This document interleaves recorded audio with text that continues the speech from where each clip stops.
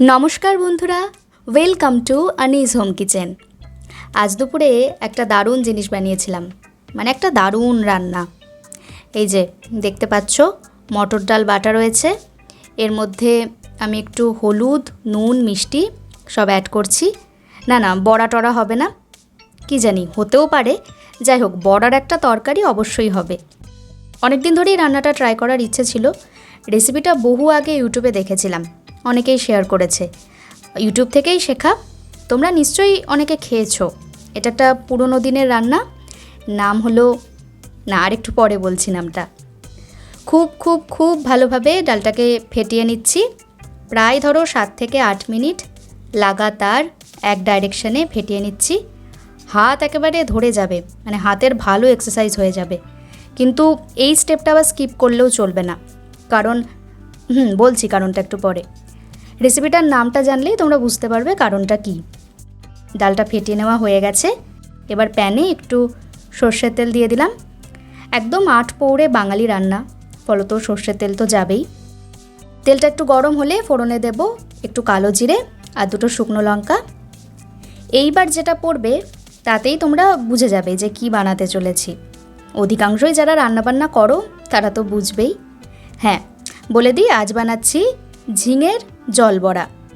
বহুদিন ধরেই ভাবছি বানাবো, তো আজ ফাইনালি এটা বানিয়েই ফেললাম। নুন, হলুদ আর একটু লঙ্কার গুঁড়ো দিয়েছি। ঝিঙে থেকে জল অলরেডি ছাড়তে শুরু করে দিয়েছে। এটাকে জাস্ট 2 মিনিট লো হিটে ঢাকা দিয়ে রাখছি, যাতে জলটা আরও ভালোভাবে বেরিয়ে যায়, কারণ এই জলেই বাকি রান্নাটা হবে। 2 মিনিট পর আমি আবার ঢাকনা খুলে দিয়েছি। এবার যে জলটুকু এখানে ভাসতে দেখা যাচ্ছে, ওর ওপরেই ছোট ছোট বড়ার আকারে এগুলো ছেড়ে দেব, একদম হালকা হাতে। ঝিঙের জলেই কিন্তু বড়াগুলো রান্না হবে। আর ডালের যে ব্যাটারটা ভালোভাবে এক ডাইরেকশানে ফেটিয়ে নেওয়ার কারণটা বলেছিলাম, ওইটা এটার জন্যই, যাতে বড়াগুলো জলে সেদ্ধ হওয়ার পর বা রান্নার পরে শক্ত না হয়ে যায়। যত ভালোভাবে ডালটা আগে থেকে ফেটানো থাকবে, ওর মধ্যে ঠিকঠাকভাবে এয়ার বাবলগুলো ঢুকতে পারবে, ফ্লাপি হবে, তত কিন্তু পরে এগুলো খেতে খুব সফট লাগবে। মোটামুটি আমি ফাঁকা জায়গা যতটুকু পেয়েছি একটু একটু করে সব ভরে নিয়েছি।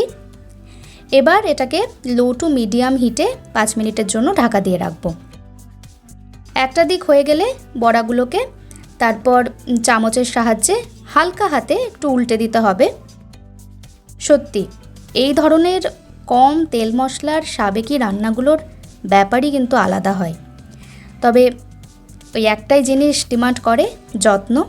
একটু যত্ন নিয়ে বানাও, তাহলেই দেখবে কত সুন্দর তৈরি হয়ে গেল। এটাকে আবার 2-3 মিনিটের জন্য ঢাকা দিয়ে রাখবো। তবে এবার মিডিয়াম টু হাই হিটে রান্নাটা করব, কারণ রান্নাটা একদম গা মাখা মাখা হবে। আর নামানোর আগে দিয়ে দেব সর্ষে পোস্ত বাটা। 1 চামচ সর্ষে, 1 চামচ পোস্ত, 2টো কাঁচা লঙ্কা দিয়ে বেটে নিয়েছিলাম, ওইটা অ্যাড করে দিলাম। আর সাথে ওই বাটিগোলা জল যেটা, সেটাও দিয়ে দিলাম। আর 1 চামচ মতো চিনি। রান্নাটা হালকা মিষ্টি মিষ্টি ভালো লাগে খেতে। এবার জাস্ট 1-2 বার এটাকে নেড়ে নিতে হবে হালকা হাতে। আর তারপর কিছুটা চেরা কাঁচা লঙ্কা আর ওপর থেকে একটুখানি কাঁচা সর্ষের তেল দিয়ে গ্যাস অফ করে এটাকে ঢাকা চাপা দিয়ে রাখবো। আর এই দেখো, এটা কি পাতা বলো তো? এটা হচ্ছে খারকোল পাতা, অনেকে ঘ্যাটকলও বলে এই পাতাটাকে। এই পাতাটার বাটা খেতে খুব ভালো লাগে ভাত দিয়ে। খুব ছোট্ট করে দেখিয়ে দিচ্ছি।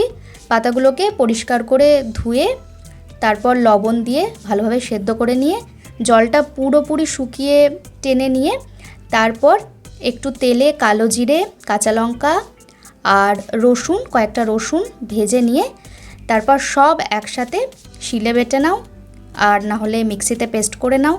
শিলে বাটতে পারলে বেশি ভালো লাগে, যাই হোক আমি মিক্সিতেই বেটেছিলাম। দিয়ে শুকনো লঙ্কা ভেজে তারপর পাতার পেস্টটা দিয়ে খুব ভালোভাবে নেড়েচেড়ে নিলেই এটা একদম রেডি। আর নামানোর আগে একটু লেবুর রস আর কাঁচা সর্ষের তেল এগুলো দিলে আরও এর টেস্টটা এনহ্যান্স হয়। আর লেবুটা আরও দেওয়া হয় কারণ অনেক সময় গলা কুটকুট করে। এই নিয়ে আমার এটা 2 বার খাওয়া হলো, প্রথমবারের এক্সপিরিয়েন্স খুব একটা ভালো ছিল না, কারণ তখন একটু কুটকুট করছিল। আর সেকেন্ড টাইম একদম ঝাক্কাস লেগেছে। আসলে খুব বেশি ড্যাম্প জায়গা থেকে পাতাগুলো তুলে আনলে না, তখন একটু একটু গলা ধরে। সব পাতায় কিন্তু আবার হয় না, যেমন আজকেরটা একদম ঠিকঠাক ছিল। ভাত নিয়ে নিয়েছি, খারকোল পাতা বাটা, আর তার সাথে কয়েকটা বড়া। ওই যেটুকু ডালের ব্যাটারটা বেঁচে গিয়েছিল, ওতে একটু কালো জিরে দিয়ে একটু আর একবার ফেটিয়ে নিয়ে তারপর ছোট ছোট করে বড়া ভেজে নিয়েছিলাম। আর সাথে একটু আলু সেদ্ধ, পেঁয়াজ, কাঁচা লঙ্কা এসব দিয়ে মাখা। পেঁয়াজটা এতটাই মিহি করে কাটা হয়েছিল যে এখানে দেখো বোঝাই যাচ্ছে না যে আলুটার মধ্যে পেঁয়াজ আছে। যাই হোক আর কি। আর এই যে ঝিঙের তরকারি, আহা, এটা আবার আমি বানাবো খুব শিগগিরই, দারুণ হয়েছিল খেতে। আর সাথে ডিম ভেজেছিলাম। এটা কিন্তু পোচ না, পোচের মতোই জাস্ট দুটো দিকই ভাজা। আমি ওই লিকুইড রানি যেই পোচের ব্যাপারটা থাকে সেটা আমি খেতে পারি না, ওই জন্য দুটো দিক ভেজে নিয়েছি। তো যাই হোক, এই ছিল আজকের খাবার দাবার, রান্নাবান্না, মোটামুটি সবই দেখালাম। চলো আজকের মতো বিদায় নিচ্ছি। দেখা হবে খুব শিগগিরই, বলবো না, কারণ এবার কিছুদিন চলবে গল্প পাঠের কাজ। খুব সুন্দর একটা পিরিয়ড স্টোরি অনির গল্পকুঠিরে আসতে চলেছে। গল্প সিলেকশন হয়ে গেছে, রিহার্স হয়ে গেছে, জাস্ট পাঠ করাটা বাকি। So stay tuned, take care and tata.